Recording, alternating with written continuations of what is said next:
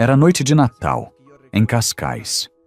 O mar estava escuro, o vento frio, e o casamento de Ana Ribeiro acabava de morrer sem Mo Tieng Kok Nau. Às 10 da noite, o marido dela, Miguel Faria, vestiu o casaco, beijou-lhe a face e disse que precisava viajar urgentemente para resolver um problema de trabalho no porto. Mas o cheiro de um perfume estranho, caro e falso, ficou no ar. E Ana soube que ele não ia trabalhar. Soube que ele estava a ir passar o Natal com outra mulher. Ela não gritou, não chorou, não correu atrás. Quando a porta se fechou, Ana pegou no telefone. E naquele momento, enquanto Miguel brindava com a amante, o divórcio já estava assinado. E a casa prestes a ser vendida. Se inscreva agora no canal, deixe o seu like, porque o que aconteceu a seguir, ninguém estava preparado para ver. Quando a porta se fechou atrás de Miguel, o silêncio tomou conta da casa como um manto pesado. Ana Ribeiro ficou imóvel durante alguns segundos. Não por choque, mas para confirmar aquilo que já sabia há meses. O casamento tinha acabado muito antes daquela noite. Ela caminhou devagar até a cozinha. A mesa estava posta para 4, as velas ainda intactas, o peru no forno, tudo preparado para uma família que já não existia. Ana desligou o forno, uma decisão simples, quase banal, mas que simbolizava muito mais. Não haveria ceia, não haveria fingimento. Serviu-se de um copo pequeno de vinho do Porto e sentou-se à ilha de mármore que ela própria desenhara anos antes, quando ainda acreditava que construir uma casa era o mesmo que construir uma vida. Naquele momento, percebeu a diferença. Casas têm fundações visíveis. Casamentos, não. Ana não era uma mulher ingênua. Aos 53 anos, tinha aprendido a reconhecer padrões. O telefone sempre em silêncio quando Miguel estava em casa. As viagens de última hora. O cansaço seletivo. O olhar distante. Aquele afastamento lento, quase educado, que dói mais do que um escândalo. 6 meses antes, tudo começara com um número. 42 mil euros. Era uma transferência discreta, perdida entre extratos bancários e movimentos rotineiros da conta conjunta. Miguel explicara com naturalidade. Investimento num projeto logístico sustentável, algo temporário, promissor. Ana assentira, como sempre fazia em público. Mas nessa noite, sozinha no escritório, abriu o portátil e começou a procurar. O que encontrou não foi imediato, nem simples, mas foi suficiente. A empresa existia sim, pequena, recente, sem histórico sólido. E, curiosamente, registrada em nome de uma mulher que Ana nunca tinha ouvido mencionar. Clara Neves. 29 anos. Marketing digital, Lisboa. Nada que justificasse a confiança cega de Miguel. Nem o dinheiro. Ana não o confrontou. Preferiu observar. E, sobretudo, documentar. Durante semanas anotou datas, horários, desculpas repetidas. Fotografou extratos, guardou e-mails, criou uma pasta protegida por palavra passe, escondida sob um nome banal. Era o tipo de coisa que se faz quando já não se espera salvação. Apenas verdade. Naquela noite de Natal, ao ouvir o carro afastar-se, Ana levantou-se e foi até ao escritório que Miguel chamava, com desdém, de o teu cantinho. Sentou-se, ligou o computador e respirou fundo. Já não havia espaço para dúvidas. Pegou no telefone e marcou um número que só poucas mulheres em Lisboa conheciam bem. Inês Carvalho? Disse quando a chamada foi atendida. Fala. Aqui é a Ana Ribeiro. Ele saiu, disse que ia trabalhar. Houve uma pausa curta do outro lado. E vai? Não. Vai passar o Natal com outra mulher, na Serra da Estrela. Desta vez, o silêncio foi diferente. Era profissional, calculado. Então temos luz verde, respondeu Inês, com a voz firme. Está preparada para seguir em frente? Ana olhou em redor. A casa impecável, as paredes que ela desenhara, o chão que escolhera. Tudo aquilo tinha sido construído com o seu trabalho, o seu nome, a sua história. Miguel apenas vivera ali. Estou preparada há meses, respondeu. Só precisava que ele saísse sozinho. Inês explicou-lhe os próximos passos com clareza. Documentação, proteção de bens, prioridade absoluta aos filhos. Nada de confrontos, nada de mensagens emocionais. O tempo da reação tinha acabado. Começava o tempo da estratégia. Quando desligou, Ana sentiu algo inesperado. Não foi raiva, foi alívio. Pela primeira vez em muito tempo, dormiu profundamente naquela noite. Não como esposa abandonada, mas como mulher consciente de que a verdade, finalmente, tinha deixado de pesar apenas sobre os seus ombros. E enquanto Miguel brindava longe, convencido de que controlava tudo, Ana já estava a mover as primeiras peças de um jogo que ele nem sequer sabia que estava a ser jogado. Na parte seguinte, vamos revelar o erro financeiro que Miguel cometeu e que lhe custaria muito mais do que um casamento. Na manhã seguinte ao telefonema com Inês, Ana acordou cedo. A casa ainda dormia. O mar, visto da janela, estava cinzento e quieto. Era assim que ela se sentia por dentro. Calma por fora, alerta por dentro. Durante meses, Ana tinha evitado dar nome ao que suspeitava. Agora, já não precisava. Bastava seguir os números. Sentou-se à secretária, abriu o portátil e voltou ao ponto onde tudo começara. Os 42 mil euros. Não era uma quantia absurda para o padrão de vida da família, mas era demasiado específica para ser ignorada. Miguel sempre fora cuidadoso com valores. Arredondava, explicava, justificava. Aquela transferência destoava. Ana fez o que sempre fizera na sua profissão. Verificou a base. Procurou a empresa para a qual o dinheiro fora enviado. Um nome discreto, um objeto social genérico. Logística, transporte, soluções sustentáveis. Palavras bonitas. Vazias. Clicou mais fundo. A empresa tinha 3 meses de existência quando recebeu o dinheiro. Um endereço partilhado com outras dezenas de sociedades. Um telefone que raramente atendia. E uma administradora única, Clara Neves. Ana anotou o nome num caderno antigo, daqueles que guardava para projetos pessoais. Escreveu a data, o valor e uma pergunta simples: por que ela? Não procurou respostas imediatas. Preferiu observar. Miguel continuava a chegar tarde, a falar baixo ao telefone, a sair cedo, sempre com a mesma desculpa cansada. Reuniões, pressão, responsabilidade. Ana deixou-o falar. Enquanto isso, começou a reconstruir a história ao contrário. Fez uma lista de viagens. Cruzou datas com movimentos bancários. Pequenos montantes que, somados, já não eram pequenos. Taxas, comissões, transferências para contas que nunca tinham sido mencionadas. O padrão começou a surgir com clareza desconfortável. Miguel não estava apenas a mentir sobre uma mulher. Estava a mentir sobre dinheiro. Numa tarde silenciosa, Ana decidiu dar o próximo passo. Pagou um serviço de verificação empresarial. Nada ilegal. Nada espetacular. Apenas informação pública organizada por quem sabe onde procurar. O relatório chegou 2 dias depois.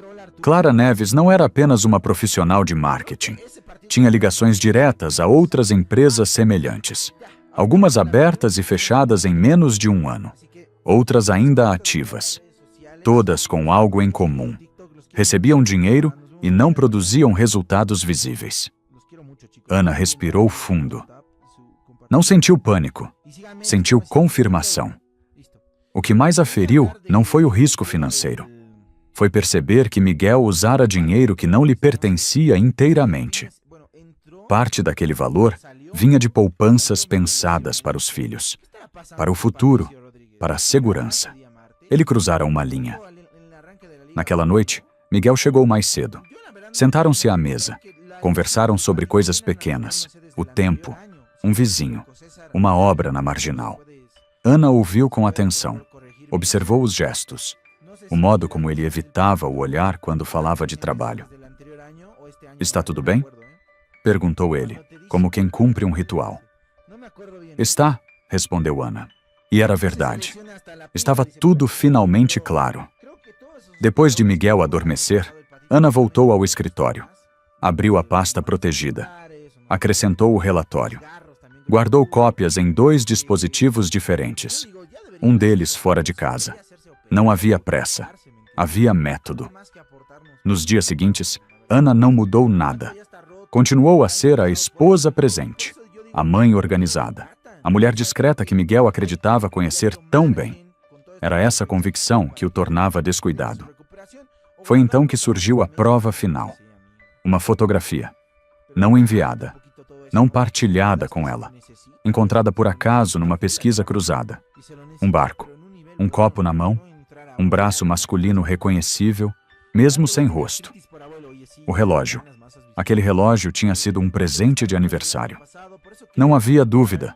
A localização não era Portugal continental. Era fora. Muito fora. Ana fechou o portátil com cuidado. Não havia mais nada a investigar. O caso estava completo. Na manhã seguinte, marcou nova chamada com Inês. Já sei tudo o que preciso, disse, sem rodeios. Então avançamos, respondeu a advogada. Sem ruído, sem aviso. Ana desligou e olhou para a casa. Pensou em cada decisão tomada ali dentro. Cada escolha errada tolerada por amor. Cada silêncio guardado por estabilidade. Aquilo não era vingança. Era a correção de um erro estrutural. E Miguel ainda acreditava que tudo estava sob controle. Na próxima parte, vamos mostrar como Ana transformou esta informação num plano silencioso e por que escolheu deixar Miguel ir sem o impedir. Depois da última chamada com Inês, Ana não fez nada de extraordinário. E foi precisamente isso que tornou tudo tão eficaz. Nos dias que se seguiram, a vida continuou aparentemente igual. Miguel saía cedo, regressava tarde, sempre com o mesmo ar cansado e a mesma história ensaiada. Falava de pressão no trabalho, de clientes exigentes, de decisões difíceis. Ana ouvia, assentia, servia o jantar, mantinha a casa em ordem. Por dentro, porém, algo tinha mudado para sempre. Ana já não via a relação como um laço emocional. Via-a como uma estrutura com falhas graves. E quando uma estrutura ameaça ruir, não se discute com ela. Corrige-se ou desmonta-se. Aos poucos, os dados recolhidos começaram a formar um quadro mais amplo. Não era apenas uma empresa. Não era apenas Clara Neves. Havia outras siglas, outras contas, outros movimentos pequenos, quase invisíveis, que juntos revelavam um padrão inquietante. Miguel não estava a cometer um erro isolado. Estava a repetir um método. Usava empresas recentes, com nomes neutros. Transferia valores que não chamavam atenção. Evitava levantar suspeitas com montantes demasiado altos. E, acima de tudo, confiava na ideia de que Ana nunca iria olhar com atenção suficiente. Esse foi o seu maior engano. Ana passou uma tarde inteira a rever extratos antigos, documentos esquecidos, contratos assinados anos antes, quando o casamento ainda parecia sólido. Descobriu algo que Miguel certamente não esperava. Várias decisões financeiras tinham sido tomadas em nome da família, mas com cláusulas que o favoreciam de forma desproporcional. Não eram ilegais por si só, mas eram eticamente frágeis e, em contexto de desvio de fundos, tornavam-se perigosas. Numa nova reunião discreta, Inês confirmou aquilo que Ana já intuía. Isto não é apenas infidelidade, disse a advogada, com a serenidade de quem já viu demasiadas histórias semelhantes. É apropriação indevida, e possivelmente algo mais sério.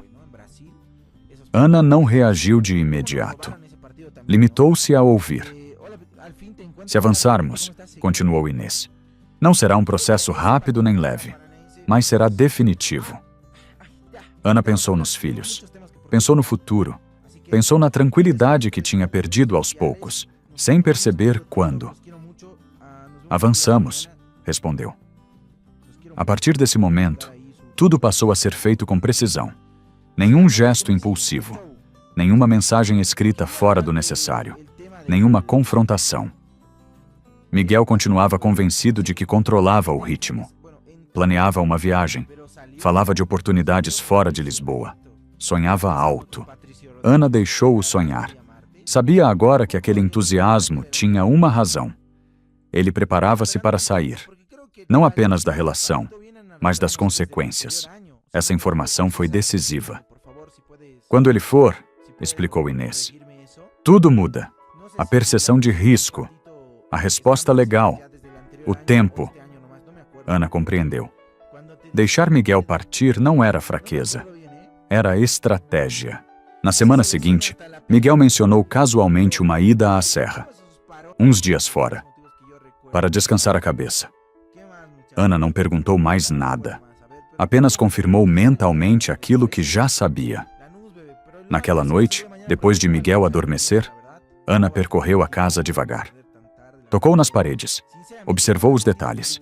Lembrou-se de quando tudo aquilo ainda parecia um projeto comum. Um erro compreensível, mas irreversível. Sentou-se no sofá e respirou fundo. Não sentia ódio, sentia determinação. Na manhã seguinte organizou pastas, separou documentos, garantiu cópias fora de casa. Protegeu aquilo que precisava de ser protegido. Tudo com calma, tudo sem ruído. Miguel nunca percebeu. E isso também fazia parte do plano. Quando finalmente anunciou a data da viagem, Ana sorriu e desejou-lhe boa estadia. Preparou a casa, comprou os ingredientes para a ceia, manteve a aparência de normalidade até ao último minuto. Porque algumas quedas só são completas quando quem cai acredita, até ao fim, que está seguro. Na próxima parte, veremos como a partida de Miguel ativou uma cadeia de acontecimentos irreversíveis. E por que o que ele pensava ser uma fuga se transformou no início da sua ruína. Miguel partiu numa manhã fria, com o céu baixo e um entusiasmo mal disfarçado. Disse que precisava respirar, afastar-se uns dias, pensar no futuro. Ana ouviu, assentiu e desejou-lhe boa viagem. Não perguntou para onde ia. Já sabia. A casa ficou em silêncio assim que o carro desapareceu ao fundo da rua. Um silêncio diferente daquele da noite de Natal. Agora não havia dúvida, apenas ação. Ana não correu. Não ligou a ninguém por impulso. Caminhou até o escritório, fechou a porta e sentou-se. Aquele era o momento que tinha preparado com paciência. Pegou no telefone e ligou a Inês. Ele já saiu, disse com voz serena. Alça, então começamos, respondeu a advogada. Tudo conforme combinado. As primeiras horas foram precisas. E-mails enviados, autorizações assinadas digitalmente, documentos encaminhados para os destinatários certos. Nenhum passo em falso, nenhuma margem para arrependimento. Enquanto isso, Miguel chegava à serra, convencido de que estava fora do alcance de qualquer consequência. A neve dava-lhe uma sensação de liberdade infantil. Acreditava que, longe de Lisboa, tudo ficaria suspenso. Problemas, responsabilidades, perguntas. Ana sabia melhor. Pouco depois do meio-dia, os primeiros alertas começaram a surgir nos sistemas bancários. Contas revistas, movimentos bloqueados, uma medida preventiva, discreta, mas firme. O dinheiro deixava de circular livremente. Às 14h, o processo de separação formal foi submetido. Não como um pedido emocional, mas como um dossiê sólido. Factos, datas, valores. Tudo organizado. Tudo incontestável. Miguel não soube de imediato. E isso também fazia parte do plano. Ana aproveitou esse intervalo para fazer algo essencial. Proteger os filhos. Ligou para a escola, informou-se sobre procedimentos, deixou instruções claras. Depois organizou as malas. Não para fugir, mas para garantir tranquilidade. Alguns dias fora seriam suficientes. Às 5 da tarde, o telefone tocou. Não era Miguel. Era Inês. Já foi notificado, disse. Ainda não percebeu a dimensão, mas vai perceber. Ana agradeceu e desligou. Preparou um chá. Sentou-se à mesa da cozinha. Observou a luz a mudar lentamente. Sentiu uma calma estranha, quase nova. A chamada de Miguel chegou ao início da noite. O tom era confuso, misto de surpresa e irritação. O que estava a acontecer? Perguntou ele. As minhas contas não estão a funcionar. Ana respondeu com cuidado. Deve ser algum procedimento administrativo, disse. Fala com o teu banco. Do outro lado, silêncio. Depois, uma respiração mais pesada. Isto não é normal, insistiu ele. Recebi mensagens estranhas. Ana não explicou. Não era o momento. Não era a função dela. Falamos quando voltares, disse apenas. Miguel desligou sem se despedir. Nas horas seguintes, a realidade começou a fechar-se à volta dele. E-mails que não abriam. Acesso suspenso. Chamadas não devolvidas. Pessoas que até ontem atendiam de imediato, agora estavam em reunião. Ana, por sua vez, manteve a rotina. Jantou cedo, preparou os filhos para dormir.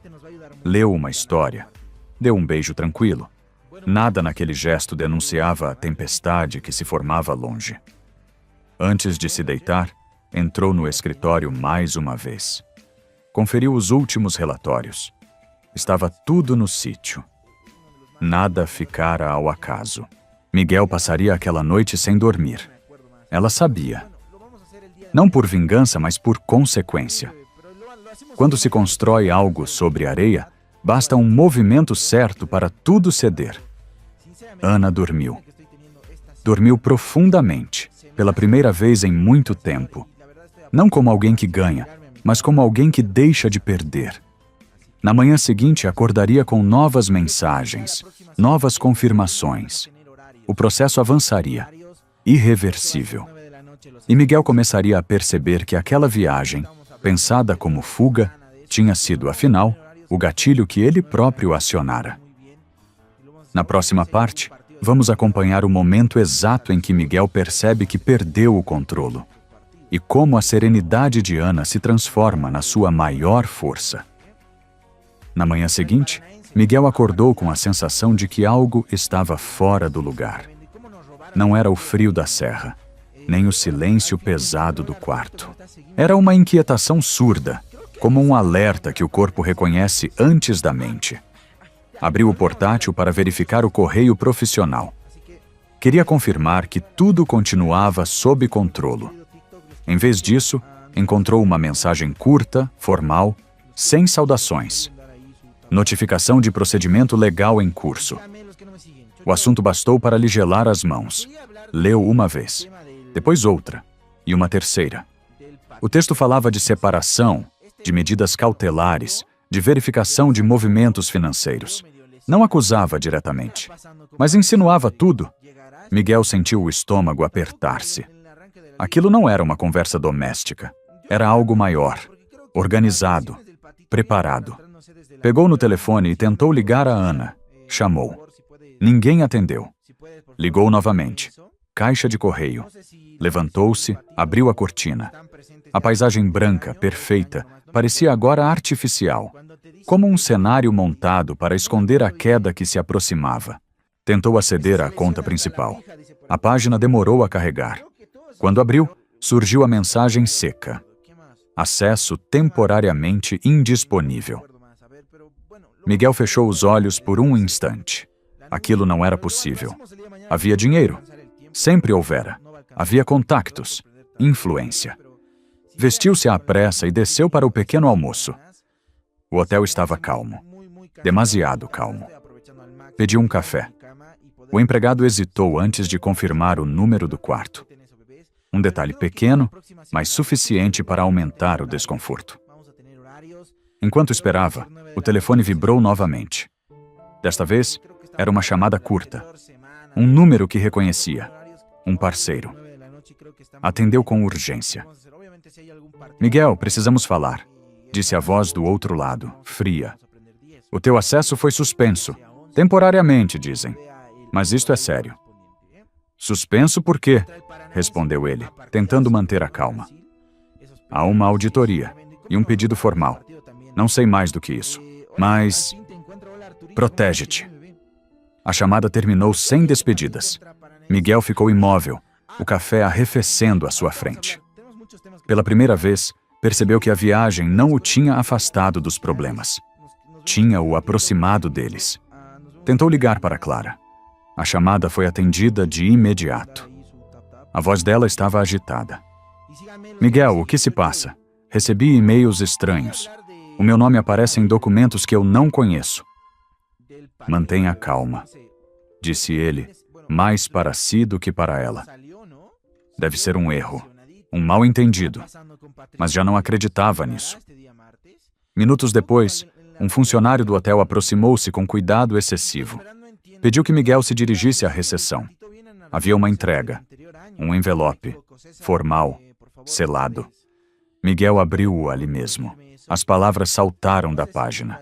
Notificação oficial, processo em curso, restrição de movimentos financeiros. Havia prazos, referências legais. Nada emocional, nada exagerado. Apenas factos. O chão pareceu afastar-se sob os seus pés. Voltou ao quarto e sentou-se na cama. O telefone caiu-lhe das mãos. Lembrou-se de Ana, do modo como o deixara partir, da tranquilidade no olhar. Não era resignação, era decisão. Ligou-lhe novamente. Desta vez, ela atendeu. Ana, começou ele, a voz já sem a firmeza habitual. Precisamos falar. Isto é um erro. Alguém está a exagerar. Do outro lado, silêncio. Depois, a resposta calma. Não é um erro, Miguel. É uma consequência. Ele tentou argumentar, minimizar, explicar, falou de mal-entendidos, de exageros, de gente interessada em criar problemas. Ana ouviu, não interrompeu. Devias ter pensado nisso antes, disse por fim. Agora fala com os teus advogados. A chamada terminou ali. Miguel ficou a olhar para o telefone desligado. Pela primeira vez em muitos anos, não tinha resposta pronta. Não tinha saída rápida. Não tinha alguém para culpar. A notícia espalhou-se rapidamente. Contactos deixaram de responder. Convites foram cancelados. A confiança evaporou-se em horas.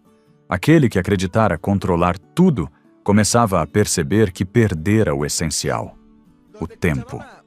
Enquanto isso, longe dali, Ana conduzia em silêncio com os filhos. O céu estava limpo, a estrada tranquila. Não sentia triunfo, sentia clareza. Miguel passaria o resto do dia a tentar compreender quando, exatamente, deixara de ser o centro da própria história. Na parte seguinte, veremos como a queda se torna pública. E por que aquilo que Miguel mais temia não era perder dinheiro, mas ser finalmente visto como realmente era. A queda de Miguel deixou de ser privada naquela mesma tarde. Não houve comunicado. Não houve escândalo televisionado. Houve algo mais devastador. O silêncio organizado das instituições e o afastamento imediato das pessoas que, até então, lhe sorriam. No hotel, a recepção passou a tratar Miguel com uma formalidade distante. O cartão do quarto deixou de funcionar 2 vezes. Um detalhe técnico, disseram. Mas ele sabia. Tudo começava a fechar-se. Tentou prolongar a estadia. O gerente explicou com voz educada que a garantia financeira precisava de ser atualizada. Miguel prometeu resolver no dia seguinte. O gerente assentiu, sem convicção. Havia regras e ordens. Na manhã seguinte, Miguel recebeu uma nova mensagem. Curta, fria. Informava que deveria libertar o quarto até ao meio-dia. Não por castigo, por procedimento. Arrumou as poucas coisas que levara. O casaco caro, o portátil, o relógio que agora lhe parecia um peso inútil. Clara já não estava lá. Tinha saído cedo, sem avisar.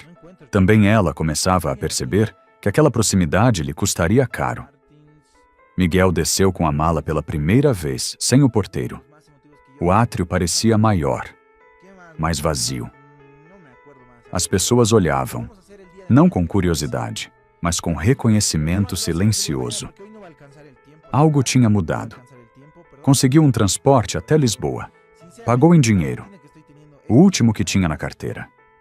Durante a viagem, tentou organizar os pensamentos, procurar uma solução, uma conversa, um acordo. Ana sempre fora razoável. Sempre preferira resolver as coisas em privado. Acreditava nisso. Ainda. Quando o carro parou diante da casa em Cascais, Miguel sentiu um alívio breve. Estava em casa. Tudo poderia ser resolvido ali.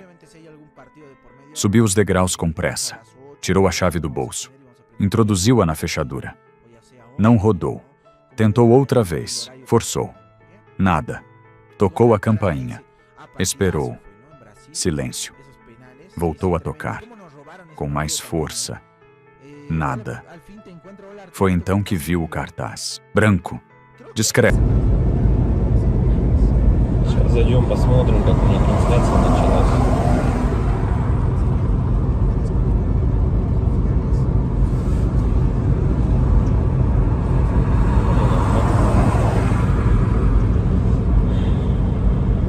Если вот рассматривать, я говорю, задумываясь о том, что прожитые типа 30 лет, так смотришь на многих людей, которые сейчас, соответственно, живут, которым в районе 30, которые уже потеряли вообще вкус к жизни, да, радость какую-то от жизни. Таких, причем, кстати, становится все больше и больше.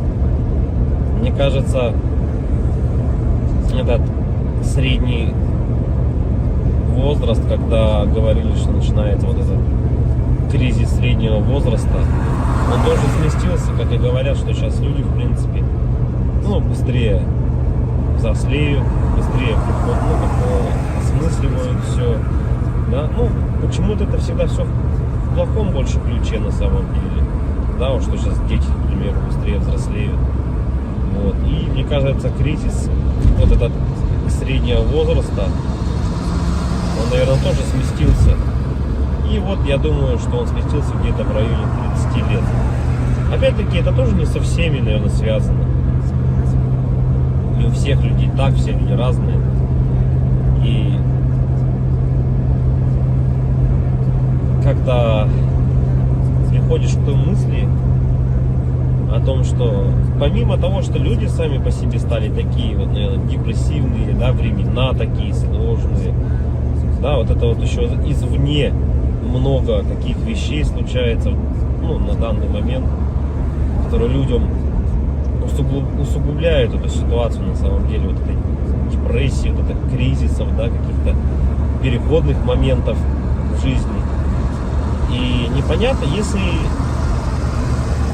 конец этому всему, да, наступает у людей потом белая полоса в жизни, и они не могут выбраться из нее. Примеров достаточно на самом деле много. К примеру, вот сосед у меня есть такой хороший парень был. И есть, он хороший человек сам по себе.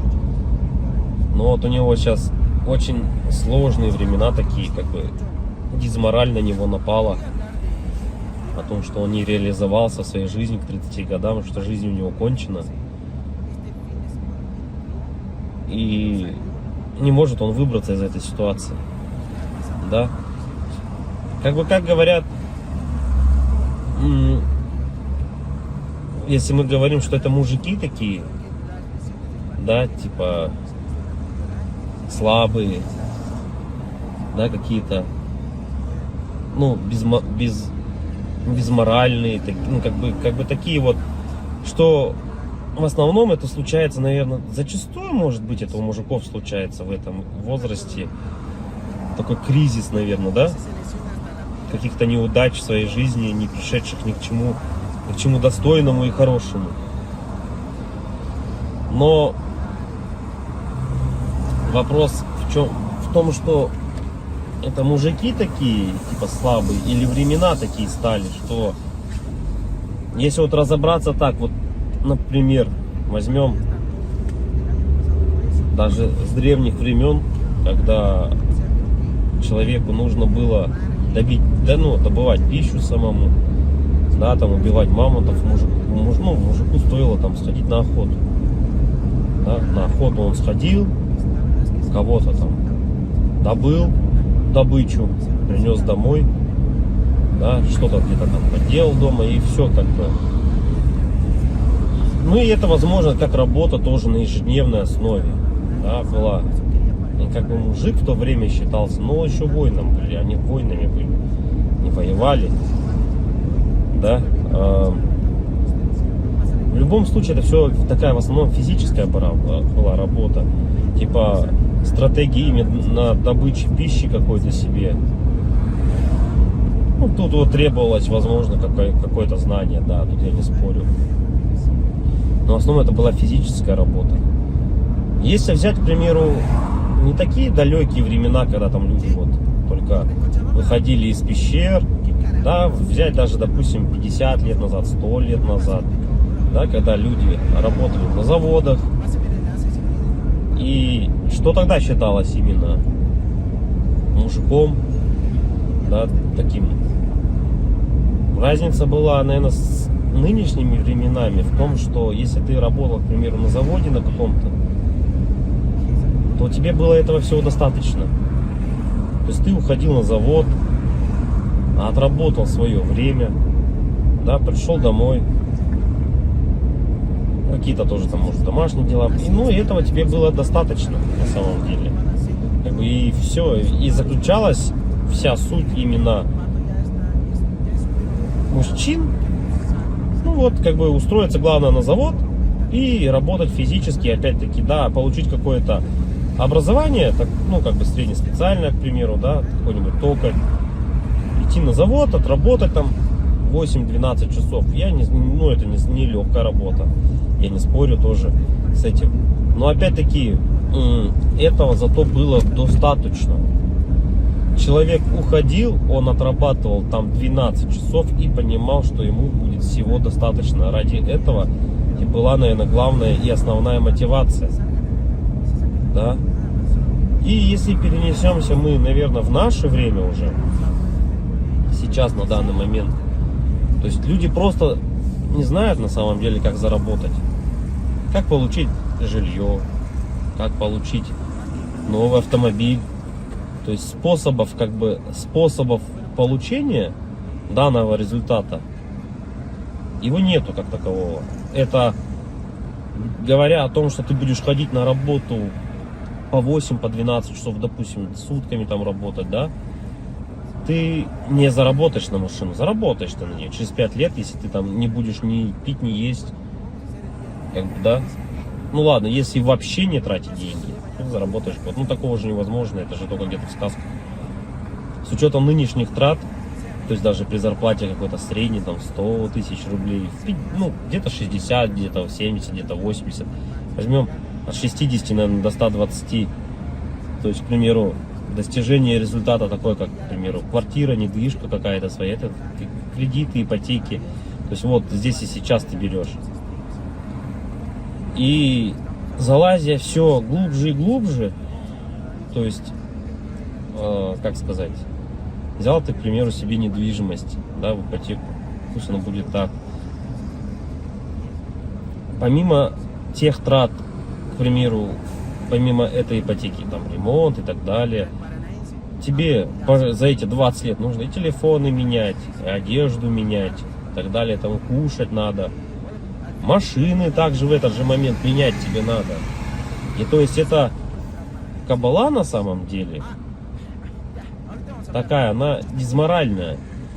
И к чему это все? Что же значит мужик в наше время, который ходит на завод, работает 12 часов, а денег у него все равно нету?